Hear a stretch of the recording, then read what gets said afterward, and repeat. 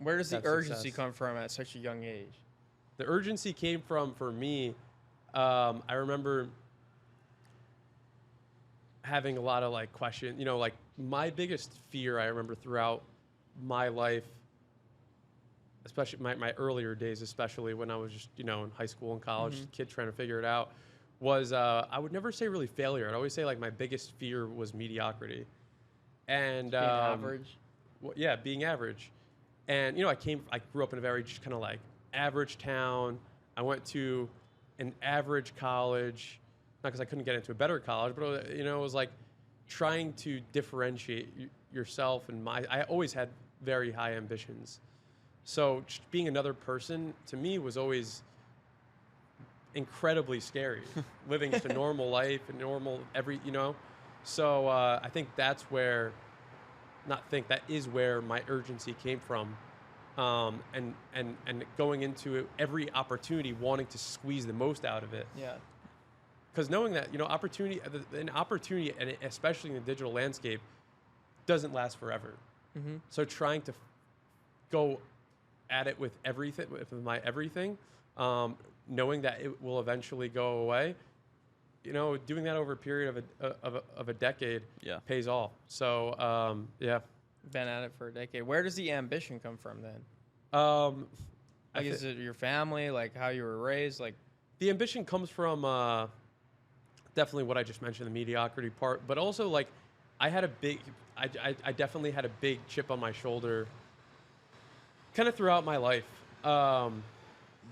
in terms of for many reasons, right? Like even I was always really into sports.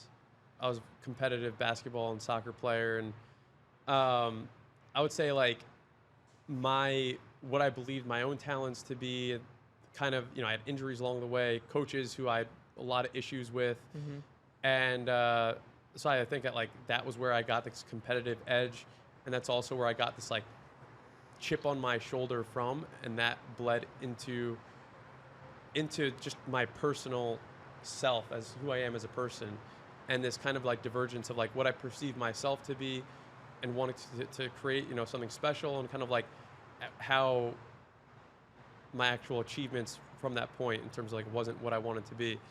And you know, I was always that kind of kid that was like addicted to games, addicted to playing sports, addicted to kind of like growth. And I think when it came to business, especially online business, it was just like I was number one. I just enjoy the process of growing, and just a combination of everything I mentioned just kind of like manifested itself into that. Yeah. And you mentioned you were raised in New Jersey and you stayed there for like the majority of your career, so to speak, like growing your businesses. How close were you to your hometown, and like what was that like separating, I gotta work, versus like my friends are inviting me out, my family wants to do this, like all those different, you know, social responsibilities? So where I lived was probably like hour and a half, 2 hours away from where I grew up. I actually never felt any of that pressure. I didn't have many like friends in high school that I considered like true friends. I'd always kind of like felt like an outcast in that sort of sense. Like I had friends, but it's just like I didn't feel like these people like just like shared like how I, you know, saw the world and my ambitions and whatnot. There was like a select people, but anyways, so throughout really my career in New Jersey, I didn't really have. I mean, there was probably a period of 1 year where I kind of like partied too much and shit, but I was really focused on work, and that's, I would say, why I had a lot of success early on, was because I made those sacrifices. Right when I was in college, all this stuff was going on. I was a biology major and I was on a full scholarship, so I had to like make sure I get good grades, and I was even in a fraternity at the same time, so it's like I sacrificed the social sense. I didn't really go out, wasn't drinking too much, because I definitely felt FOMO sometimes, but I was more passionate, because you have to make the choice for what do you enjoy more about the business business side.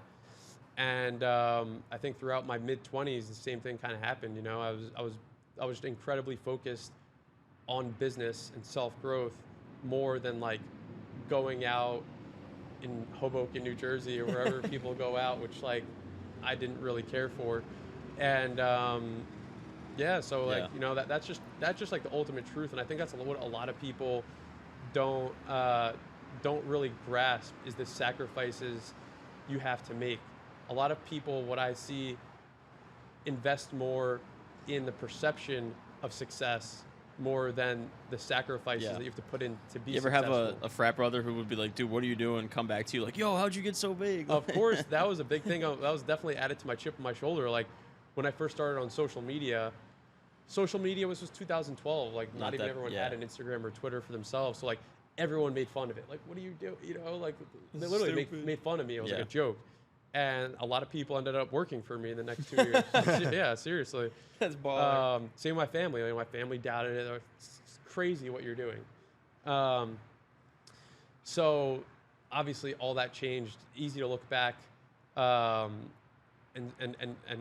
it's easy to look back, but yeah.